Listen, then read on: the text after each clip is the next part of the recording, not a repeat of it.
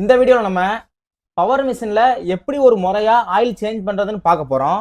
Power மிஷினை பொறுத்தவரை நீங்கள் வாங்கின அன்னையிலேருந்து 3 மாதம் அப்படி இல்லைன்னா நீங்கள் வாங்கின அன்னையிலேருந்து 100 நாளைக்கு ஒரு தடவை கண்டிப்பாக ஆயில் சேஞ்ச் பண்ணி ஆகணும். அப்படி ஆயில் சேஞ்ச் பண்ணாமல் நீங்கள் ரன் பண்ணீங்கன்னா ஆல்ரெடி இருக்கிற ஆயில் ஓடி ஓடி சுவிங்க மாதிரி வந்து பிசுப்புத்தன்மை ஏற்படுத்தி மிஷினே ஜாம் ஆக்கிரும். உங்களில் நிறையா பேர் பவர் மிஷினுக்கு ஆயில் மாத்திரே நினச்சிக்கிட்டு ஆல்ரெடி இருக்கிற ஆயில்லையே நீங்கள் வாங்கிட்டு வந்த புது ஆயிலை ஊற்றுறீங்க. அப்படி ஊற்றக்கூடாது. இப்போ நான் இந்த பவர் மிஷினுக்கு ஆயில் மாற்றுறதுக்கு எடுத்திருக்க பொருள்லாம் பார்த்தீங்கன்னா, ஒரு பியூர் 1/2 லிட்டர் மிஷின் ஆயில், ஒரு எம்டி வாட்டர் பாட்டில், ஒரு வேஸ்ட் கிளாத், எடுத்திருக்க ஸ்க்ரூ டிரைவர் மிஷின் கூடயே கொடுத்துருப்பாங்க. மிஷின் கூடயே கொடுத்துருக்கிற இந்த பெரிய ஸ்க்ரூ டிரைவர் ஒன்று, கடைசியாக இந்த ப்ரெஷ்ஷு பார்த்தீங்கன்னா 2 இன்ச்சுக்கு மேலே என்ன அளவுனாலும் நீங்கள் யூஸ் பண்ணிக்கலாம். முக்கியமாக ப்ரெஷ்ஷோட ஹேர் இந்த மாதிரி ஃப்ளெக்சிபிள் தன்மையாக இருக்கணும். ஃப்ளெக்சிபிள் தன்மையாக இல்லாமல் பெயிண்ட் ஒட்டிக்கிட்டு கொஞ்சம் ஹார்டாக இருந்துச்சா அந்த ப்ரெஷ்ஷை கண்டிப்பாக யூஸ் பண்ணக்கூடாது. இப்போ நம்ம இந்த பவர் மிஷினுக்கு ஆயில் மாற்றுறதுக்கு முன்னாடி ஒரு சின்ன ரிக்வெஸ்ட்டு என்னன்னா, உங்களில் நிறையா பேர் பவர் மிஷினுக்கு ஆயில் மாற்றும் போதும் சரி, பவர் மிஷினை சாய்ச்சி க்ளீன் பண்ணும் போதும் சரி, பவர் மிஷினை சாய்க்கிறதுக்கு முன்னாடி இந்த இடத்துல இந்த கோபுரம் மாதிரி இருக்கிற அந்த ஸ்டாண்ட் இருக்கான்னு பார்க்கணும். இது எதுக்குன்னா, நீங்கள் ஒருவேளை மிஷினை சாய்க்கும் போது மிஷினை தாங்கி பிடிச்சிருக்கிற ஸ்டாண்டு தான் அது.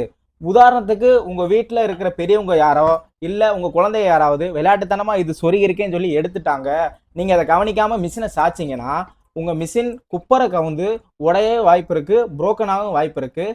ஃபஸ்ட்டு நீங்கள் மிஷினை சாய்க்கிறதுக்கு முன்னாடி இந்த ஸ்டாண்டு மிஷினில் உள்ள பலகையில் பொருத்திருக்கான்னு பாருங்கள். வாங்க வீடியோக்குள்ளே போகலாம். வீடியோ ஸ்கிப் பண்ணாமல் பாருங்கள். அதுக்கு முன்னாடி நம்ம சேனலை சப்ஸ்கிரைப் பண்ணாங்க மறக்காமல் சப்ஸ்கிரைப் பண்ணுங்கள். பவர் மிஷினில் ஆயில் சேஞ்ச் பண்ணுறதுக்கு ஃபஸ்ட்டு மிஷினை சாய்க்கணும். இந்த வீடியோவில் ஆயில் எப்படி சேஞ்ச் பண்ணுறதுன்னு உங்களுக்கு தெளிவாக காட்டுறதுக்காக நான் மிஷினை தனியாக தூக்கிக்கிறேன்.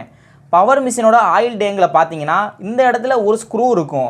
இந்த ஸ்க்ரூவை ஸ்க்ரூ டிரைவர் வச்சு ஒரு 2 மரம் மட்டும் லூஸ் பண்ணிக்கிட்டு, பிறகு நம்ம எடுத்துக்கிட்ட காலி வாட்டர் பாட்டிலை பவர் மிஷின் டேங்குக்கு அடிப்பகுதியில் ஒரு நாசில் இருக்கும், அந்த நாசில் கிட்ட கொண்டு போய் இந்த மாதிரி வச்சுருவோம்.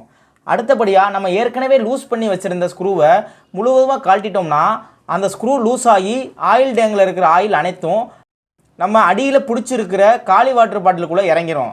அடுத்தபடியாக டேங்கில் இருக்கிற ஆயில் எல்லாம் எடுத்த பிறகு ஒரு வேஸ்ட்டு காட்டன் வச்சு டேங்கை நல்லா தொடச்சி சுத்தப்படுத்திக்குவோம். இப்போ நான் வீடியோவில் காட்டுற ஆயில் டேங்க் பார்த்தீங்கன்னா முறையாக பராமரிக்கிற மிஷினோட ஆயில் டேங்க். அதனால தான் நான் துணியை வச்சு தொடச்சதும் க்ளீன் ஆகுது.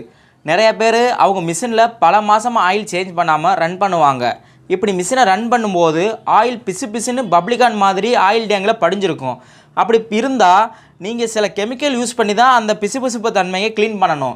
அப்படி இல்லைன்னா உங்கள் ஊரில் இருக்கிற தையல் மிஷின் மெக்கானிக்கை கான்டாக்ட் பண்ணுங்கள். அதை விட்டுட்டு சுத்தியலையும் உளியையும் வச்சு நீங்கள் சுரண்டணும்னு நினச்சிங்கன்னா ஆயில் டேங்க் கிராக்காக வாய்ப்பு இருக்குது.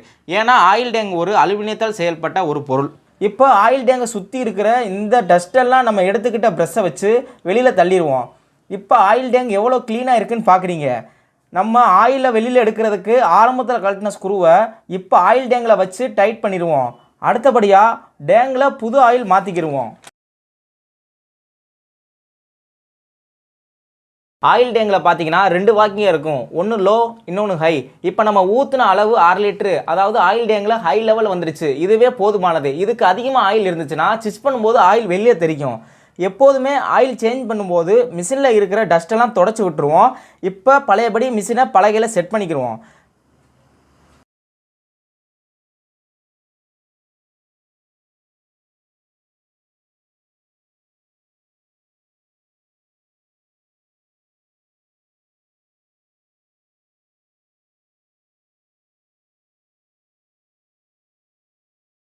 இப்போ நான் இந்த பவர் மிஷினில் எப்படி ஒரு முறையாக ஆயில் சேஞ்ச் பண்ணுறதுன்னு விலாவாரியாக சொன்னேன்.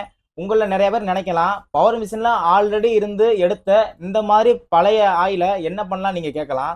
இந்த பழைய ஆயிலில் இருக்கிற டஸ்ட்டெல்லாம் க்ளீன் பண்ணிவிட்டு பெடல் மிஷின்லேயோ இல்லை ஓவர்லாக்கு, சைக்கிளு, மற்ற பயன்பாடுகளுக்கு நீங்கள் பயன்படுத்திக்கலாம்.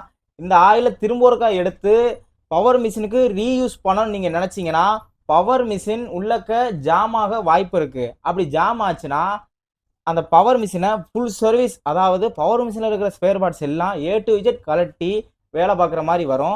பவர் மிஷின்களுக்கு மட்டும் இல்லை, எந்த வகையான தையல் மிஷினுக்குனாலும் நீங்கள் ஆயில் சேஞ்ச் பண்ணுறதா இருந்தாலும் சரி, இல்லை ஆயில் விடுறதா இருந்தாலும் சரி, ஒன்லி தையல் மிஷின் ஆயில் மட்டும்தான் பயன்படுத்தணும். இந்த மாதிரி தையல் மிஷின் சம்மந்தப்பட்ட தகவல்களுக்கு மறக்காமல் நம்ம யூடியூப் சேனலை சப்ஸ்கிரைப் பண்ணுங்கள். பவர் மிஷின் யூஸ் பண்ற உங்க ஃப்ரெண்ட்ஸ் அண்ட் ஃபேமிலிக்கு கண்டிப்பா அந்த வீடியோ ஷேர் பண்ணுங்க.